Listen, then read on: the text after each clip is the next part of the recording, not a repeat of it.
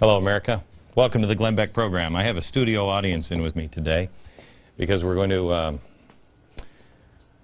talk about solutions, but not before we talk about some real problems. Last night we told you about good versus evil, and this is it, gang. This is it. You got to understand, good versus evil. And I'm trying to just think, good, things are in order. There's love, there's peace. There's chaos, there's hate, and there's anger. Good versus evil. You've got to remember this. Let me ask you this. When you were a kid and you were learning about good versus evil or right versus wrong, when you were having a problem, do you remember anyone in your life, your mom, your dad, your uncle, a teacher, a grandparent, anyone saying, feel your anger, connect with your hate, cause chaos or disruption? Or did they say, no, go with it, love, peace? Which? Do you remember anyone giving you this advice and saying, that's good advice?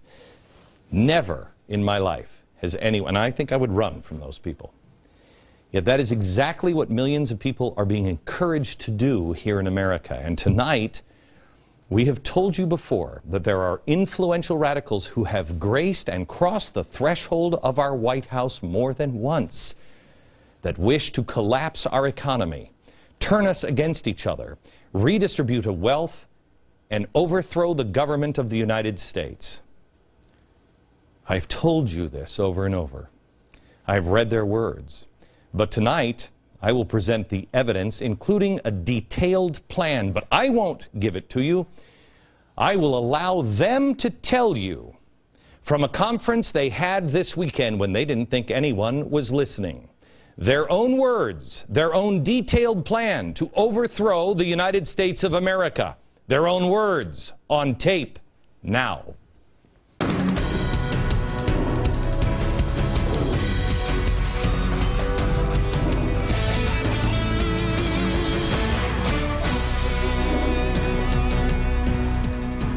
Hello, America. I want to talk to you tonight. I had a choice to make yesterday of coming to you, trying to find a policeman to help with what came to us over the weekend.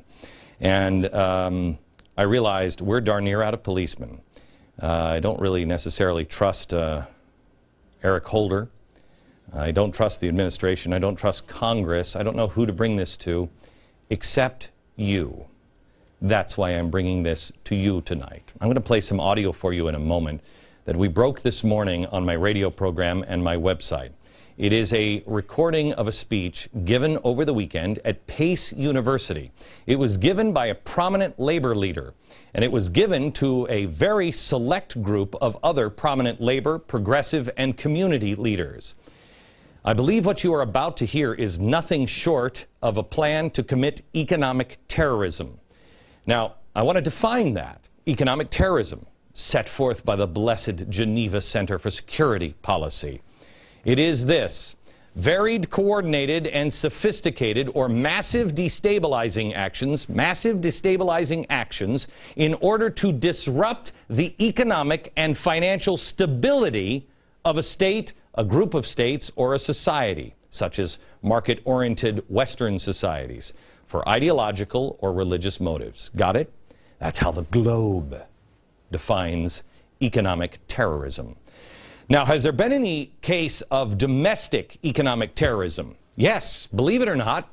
Surprisingly, the closest case we have to it happened just recently. In fact, the jury decided last Friday. They judged against Bernard von Nothaus. He is 67 years old. He was convicted by a federal jury of, quote, conspiracy under the United States and faces a prison sentence of 15 years. Now, what did he do? Well, he made coins. He made these. They're Liberty dollars. They look like U.S. dollars, don't they? Well, I actually interviewed this guy when I was on the other network, and I remember talking to him, and I thought, okay, I kind of agree with you on the Fed thing, but what you're doing here kind of sounds illegal. He swore he was doing nothing wrong. Well, in the end, it looks like I was right. He was just convicted Friday of making coins that resemble our United States coins, possessing them, and trying to use them as currency. He had over 7 million in Liberty dollars in circulation. Well, this guy was misguided. But he wasn't trying to bring down the United States, at least from what he told me. He believed the Fed was destroying the dollar. And really? That's a hard stretch, isn't it? You, by the way, have to watch this show on Friday because there is some truth to that. The unbelievable history of the Fed. The, what is it? The monster? Is it called the monster? The creature of Jekyll Island. We will give you the truth and none of the crazy conspiracy theories on the Fed Friday at 5. Anyway, this guy was creating what the government said was currency. And he said it was going to help. No. Good idea? No. No. But his goal was not the destruction of the U.S. dollar. Now, listen to the U.S. attorney prosecuting the case. This is, remember, from Eric Holder's DOJ. Quote, attempts to undermine the legitimate currency of this country are simply a unique form of domestic terrorism. But she went a step further. She also said, while these forms of anti-government activities do not involve violence, they are every bit as insidious and represent a clear and present danger to the economic stability of this country. You have it? Let's be clear. This is Eric Holder's DOJ. The attorneys representing the United States against the coin guy in North Carolina last Friday, they convicted him. They believe attacks affecting the economic stability of America are akin to domestic terrorism and a clear and present danger to the economic stability of this country. You have it? Every bit as insidious as violent attacks on the country. So we know there's zero tolerance with the DOJ. And the coin guy is facing 15 years in prison. Remember what we're talking about. A guy who most people have never even heard of. He has certainly never graced the White House. And come on, really? You think he has a chance to actually collapse the monetary system? Really? Okay. Zero tolerance. Again, unique form of domestic terrorism, every bit as insidious and a clear and present danger to the economic stability of this country. So that's how we define, under Eric Holder's DOJ, domestic economic terrorism in this country. Now, the audio tape that I'm about to play is from the left's forum, the left forum, right here. It is a conference that happened at Pace University here in New York City. Well, everybody was there, including the Fox cameras, but apparently other people also were recording where Fox couldn't record. Frances Fox Piven, the architect of the overwhelm the system theory, she was there.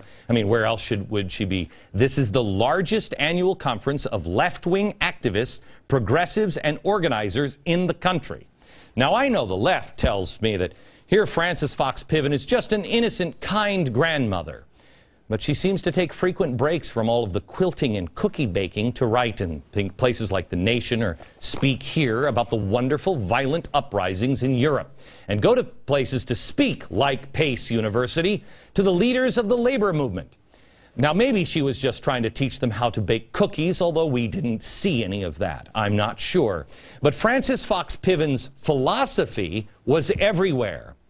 In fact, here is one of the panelists speaking about her philosophy. Listen carefully. You're talking about why unions are so invested because of their pension plans and why ungovernability, as Frances Fox Piven and Cloward taught us, you know, poor people's movements are successful when they create conditions of ungovernability, and then you win victories. Okay, so create conditions of ungovernability. What does that mean? Well, you want to destabilize. You want to get rid of the stabilization, because if everything's stable, you can govern. It's almost like, hey, wait a minute. They'll work together to overturn stability because they're against capitalism and Israel. And it will spread, and they will begin to destabilize Europe and the rest of the world. So destabilization, or make it ungovernable. It's kind of like what happened in Greece, Egypt, Madison. Now let me play the audio for you. Again, I believe nothing short of people planning an economic terrorist attack on our country this May. And we just heard from the U.S. Attorney what he believes it is. The coin guy, at the very least, quote, conspiracy against America, end quote. A form of clear and present danger to the economic stability of this country. You listen to this tape and tell me if that doesn't fit this. His name, the guy you're about to hear, is Stephen Lerner. He is a former top official at SEIU who left, apparently, when Andy Stern left. Now, I have to say apparently because we can't verify this. We made no less than 6 calls to SEIU. We talked to the Media Relations Department, sent multiple emails. They will not verify if Stephen Lerner currently works at SEIU. Now, I've worked at a lot of companies. Have you guys worked at companies before? I mean, you just look in the company handbook and go, nope, he's no longer with us. It's about the simplest question we have tonight.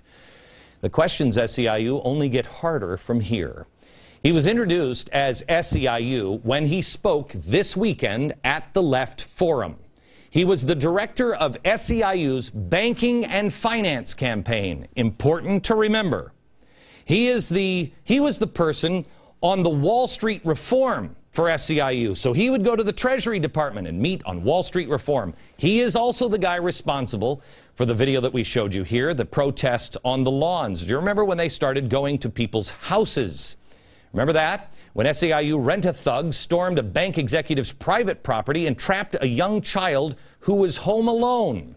He also spearheaded the Justice for Janitors campaign that have led protests all across the country. In one city, protesters entered the busiest intersections in Houston and handcuffed themselves in a circle to trash cans and dumping trash in intersections in order to disrupt traffic. Here's what he told other labor leaders this weekend. Listen to his plan. Listen carefully. Here's the plan to destroy America. Unions are almost dead. We cannot survive doing what we do. But the simple fact of the matter is community organizations are almost dead also. And I think if you think about what we need to do, it may give us some direction, which is essentially what the folks that are in charge, you know, the big banks and everything, what they want is stability. There are actually extraordinary things that we could do right now that would start to destabilize the folks that are in power and start to rebuild a movement. Okay. Remember, we just learned the United States government has zero-tolerance policy for those who pose an economic threat to the economic stability of the nation.